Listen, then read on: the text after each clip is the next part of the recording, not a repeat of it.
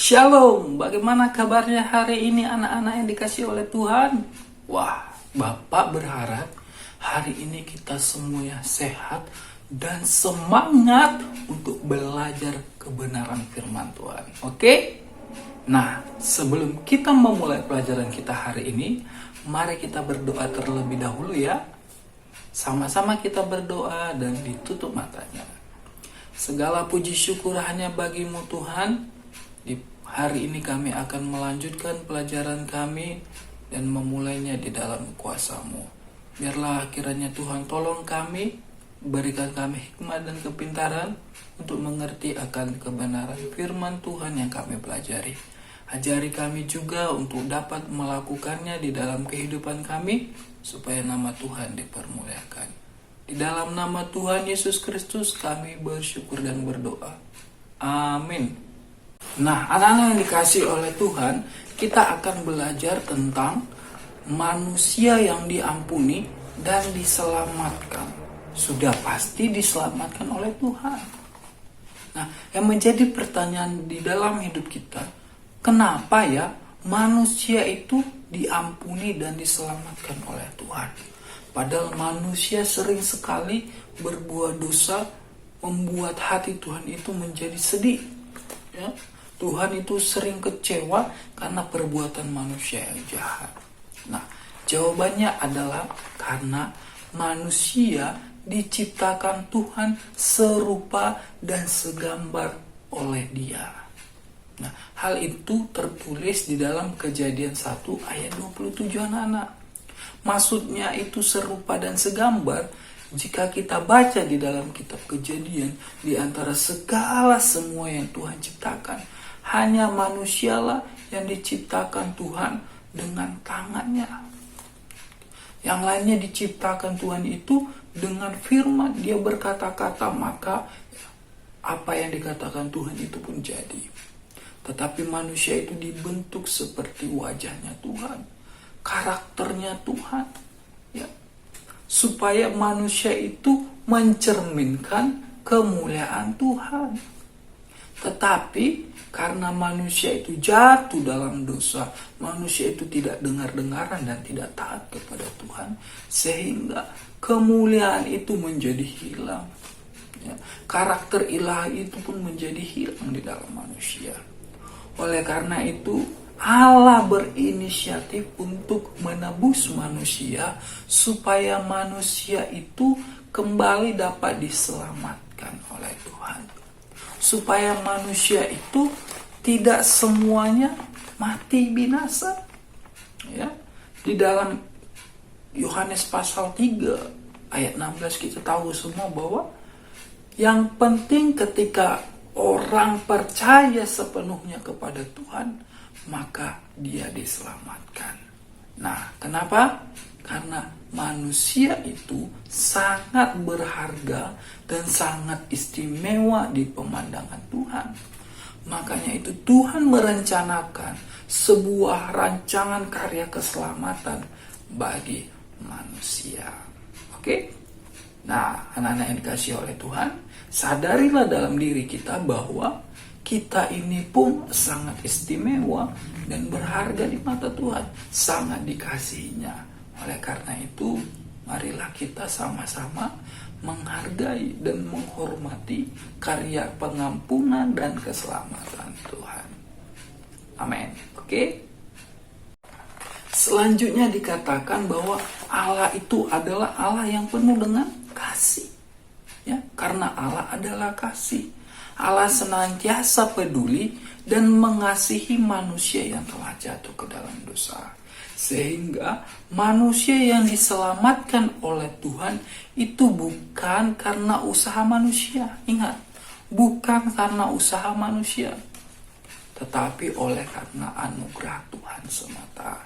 Jadi anak-anak yang dikasihi oleh Tuhan, ketika manusia sudah diselamatkan dan diampuni oleh Tuhan, maka manusia itu harus bertobat. Nah, bertobat menurut Kamus Besar Bahasa Indonesia adalah sadar dan menyesal akan setiap dosa yang telah diperbuatnya.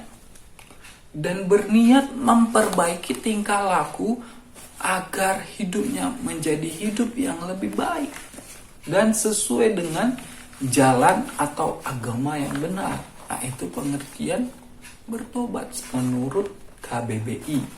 Sedangkan menurut firman Tuhan, manusia yang bertobat adalah ketika ia hidup ya, dari jalan kegelapan, dia harus berbalik sepenuhnya 180 derajat kepada jalan yang benar, yaitu terang kemuliaan Tuhan. Dan semua yang dilakukan itu oleh karena kasih karunia Tuhan. Nah, jika kita pelajari di dalam firman Tuhan, ada seorang contohnya, ya, yaitu Zakheus di dalam Alkitab. Dia adalah seorang pemungut cukai, ya. Dia seorang yang meminta upeti kepada masyarakat dengan nilai yang sangat tinggi, sehingga dikatakan Zakheus itu memiliki pekerjaan yang sangat tidak disukai oleh bangsa Israel, sehingga dikatakan dia itu memiliki dosa yang besar. Nah, oleh karena itu ketika dia melihat Tuhan Yesus, ya kan, anak-anaknya melihat Tuhan Yesus naik ke atas pohon, dan kemudian dia berinisiatif untuk meminta pengampunan kepada Tuhan, maka dia bertobat, dia kembalikan apa yang dia ambil dari masyarakat, kemudian dia sepenuhnya mengikut Tuhan Yesus. Nah, itu adalah pertobatan, ya, mengubah cara hidup, perilaku dari yang dulu jahat, kegelapan, 180 derajat menuju jalan yang benar, yaitu terang kemuliaan Tuhan. Jadi anak-anak yang dikasihi oleh Tuhan, hiduplah di dalam pertobatan. Oke? Selanjutnya anak-anak, bagaimana pengampunan Allah terhadap manusia yang berdosa merupakan prakarsa atau inisiatif Allah itu sendiri. Nah, Allah mengetahui bahwa manusia itu tidak dapat menyelamatkan dirinya sendiri, sehingga Allah memutuskan untuk mengampuni manusia dengan cara memberikan keselamatan melalui anaknya yang tunggal. Nah, anak-anak yang dikasihi oleh Tuhan, di dalam pengampunan untuk memulihkan hubungan antara manusia dengan Allah yang sudah rusak, sehingga Allah itu berinisiatif kembali memulihkan itu dengan anaknya yang tunggal itu. Nah, sehingga Tuhan pun mengajarkan kepada kita bahwa ketika kita meminta pengampunan kepada Tuhan, baiklah kita juga mengampuni orang-orang yang ada di sekeliling kita yang berbuat salah. Sama seperti di dalam doa Bapa kami yang diajarkan Tuhan Yesus, dikatakan apa? Ampunilah akan kesalahan kami seperti kami juga mengampuni orang-orang yang bersalah kepada kami. Nah, anak-anak yang dikasihi oleh Tuhan, bahwa Tuhan juga mengajari kepada kita, Tuhan itu mengampuni kamu sebagai manusia. Sekarang kamu juga meminta pengampunan kepada Tuhan, dan kamu juga harus mengampuni kesalahan dan pelanggaran orang-orang yang ada di sekitar kamu. Orang-orang yang berbuat salah kepadamu, orang-orang yang berbuat jahat kepadamu. Itulah ajaran Tuhan kita, bahwa manusia harus diampuni dan mengampuni manusia lainnya. Sehingga apa ya anak-anak yang dikasihi oleh Tuhan, hidup kita menjadi hidup yang semakin diberkati oleh Tuhan, ya. Hidup kita menjadi sama seperti yang Tuhan kehendaki, yaitu bahwa karakter ilahi yang adalah kasih itu mengalir di dalam kita. Nah, anak-anak yang dikasihi oleh Tuhan sudah mengerti kan bagaimana caranya kita bisa dapat menjadi manusia yang diampuni dan diselamatkan.